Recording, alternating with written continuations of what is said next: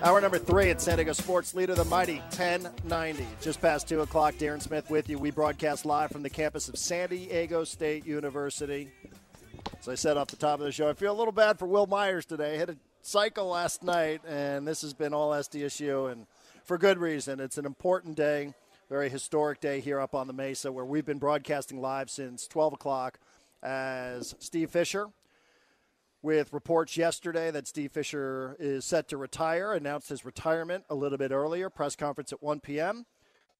Means RIP to the AHC HCIW title, not the person, as Brian Dutcher was officially introduced as the head coach at San Diego State University. Joining us right now is Brian Dutcher, the head coach here at San Diego State. It's gonna take me a little while to get used to saying that. I'm so used to every time I introduce you saying the AHC HCIW, I'm going to do it out of habit every once in a while. It's almost like the comedy part of our interview is gone.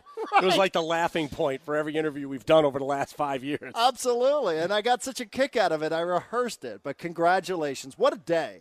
Unbelievable. Long time coming, unexpected. We had the banquet Sunday, and I had no idea when we all got called into Coach's office Monday morning he was going to tell us he was retiring, and that's what he did. So the last 24 hours have been a whirlwind. So, and obviously, you know how it is, Darren.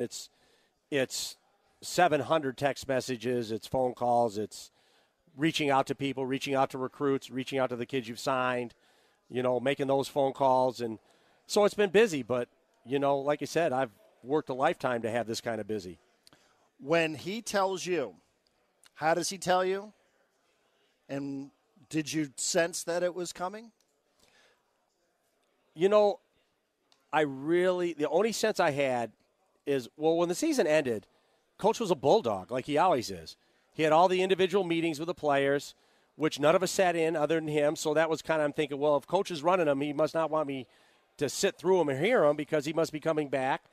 And then recruiting, he's on workouts. I want to get going right away. And the players, talk to him and Coach, we need a week, for spring break and that, and recharge our batteries, and we'll be ready to go when we get back from that. And, he always listens. He thought that was the best idea. So every indication was he was coming back, only in the fact where Marvin Adams, our graduate assistant, is being offered some positions around the country.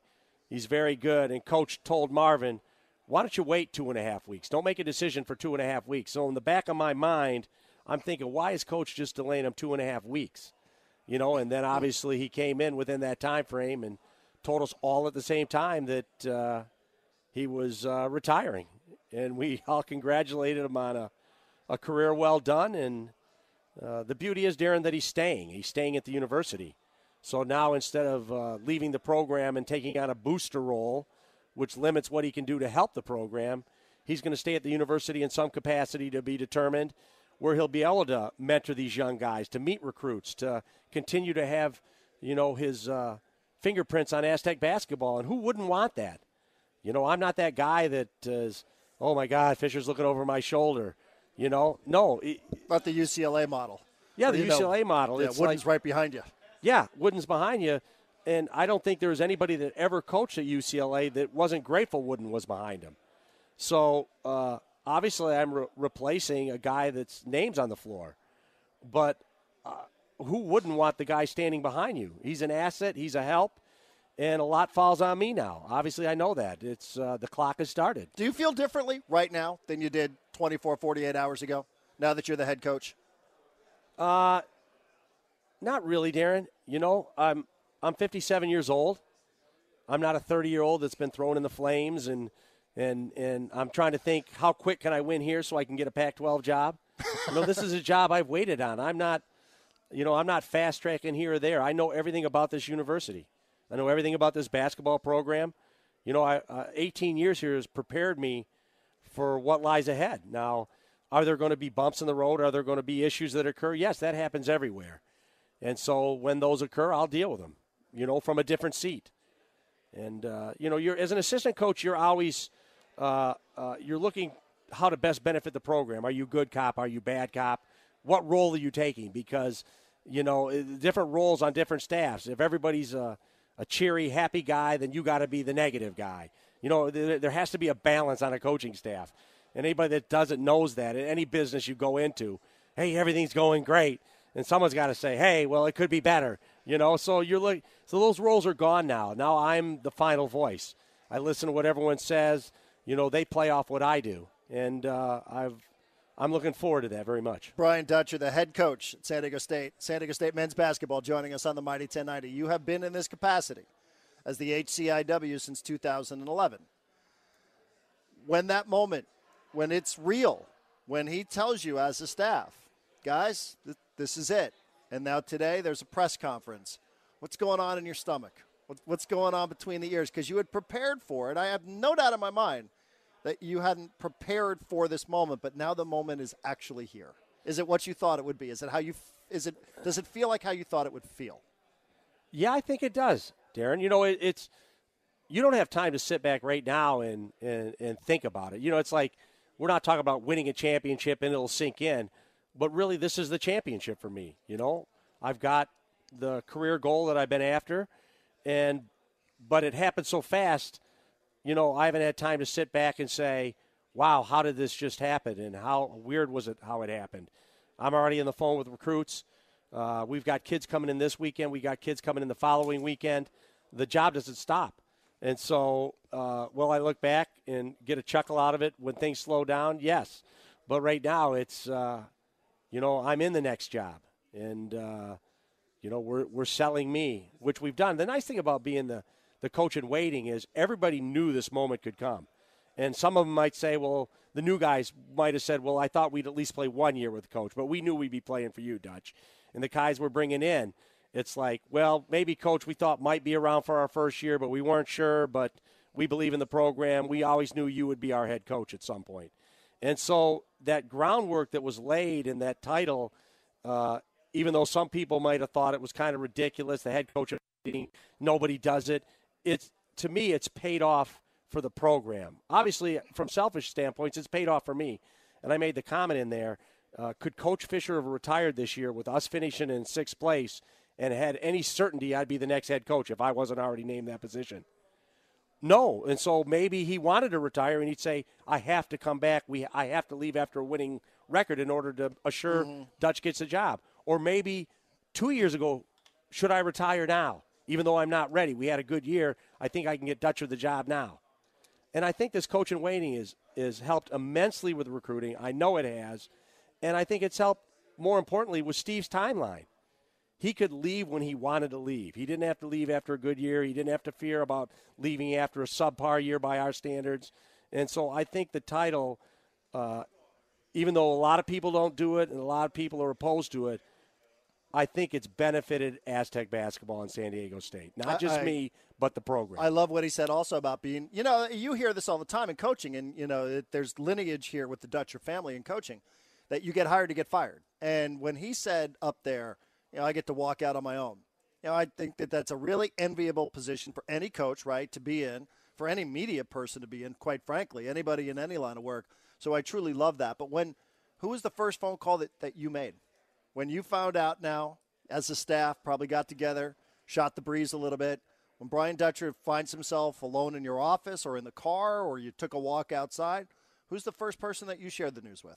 Well, because there was no advance notice, I called Jan. I called my wife. And I said, Coach is leaving today. And she was taken aback. What?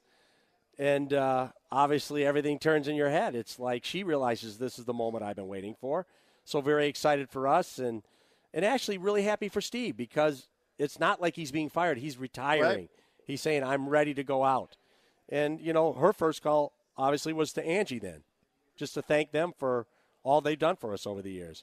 And then the second call was to my dad. That's what I wanted to get. Yep, With all respect, we love Jan. Yep. But I wonder what that conversation was like, too. My dad has obviously wanted me to be a head coach for a long time.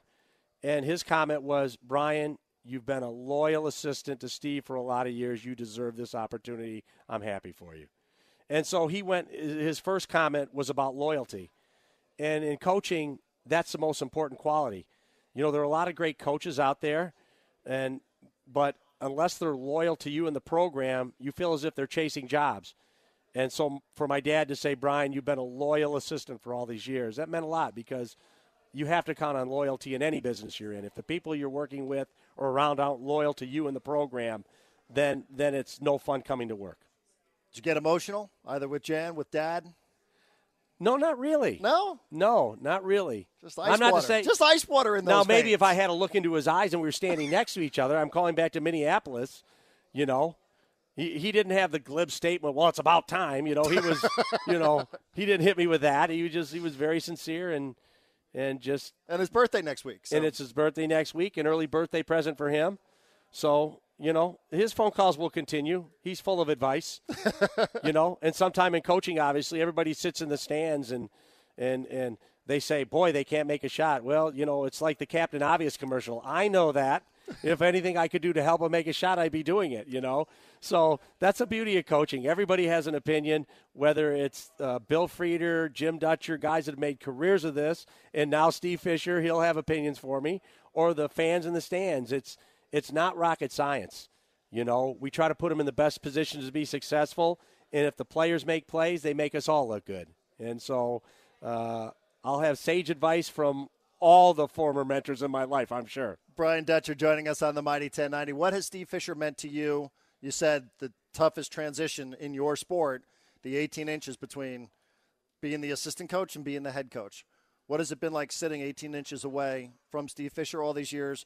What do you take from him, not only professionally but personally, that helped shape you the way he shaped so many players?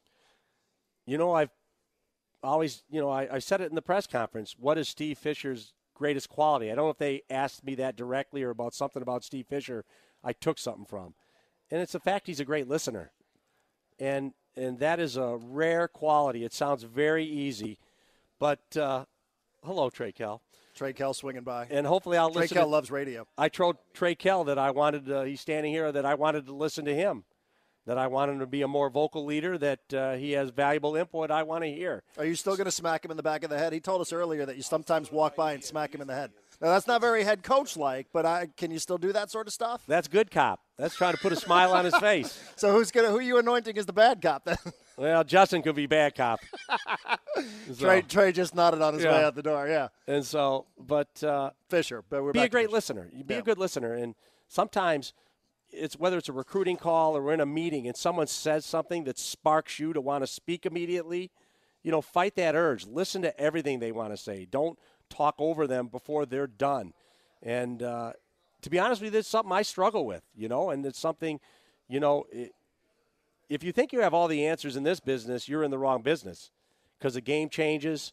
I mean, look, when we got into it, you had to have your hand on top of the ball to dribble it. And now people roll the ball over in their hand constantly. And so people back in the day were, run more motion, screen and move. Well, that's because they didn't let you turn the ball over in your hand and twist it 8 different ways. And so the way the game's changed has made it a driving game.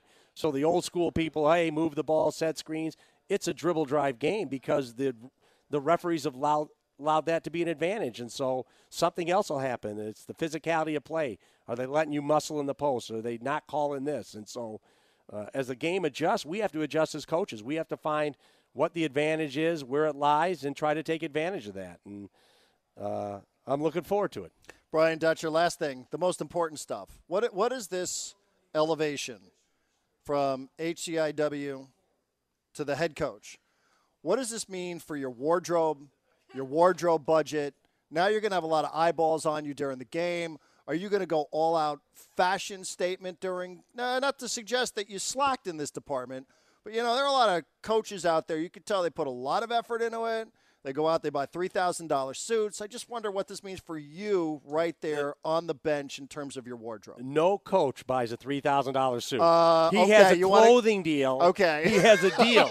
He's being given a $3,000 suit.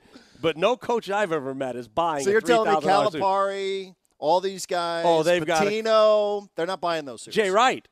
Oh, Jay Wright. They got clothing deals. They're good-looking guys. They got clothing deals. Do you have one yet? No, and I'm not trying to do a promotion for Nordstrom Rack, but my you're suits on radio. are coming this from. Is the time I'm to giving do it. Nordstrom Rack a promotion. I buy my suits at Nordstrom Rack.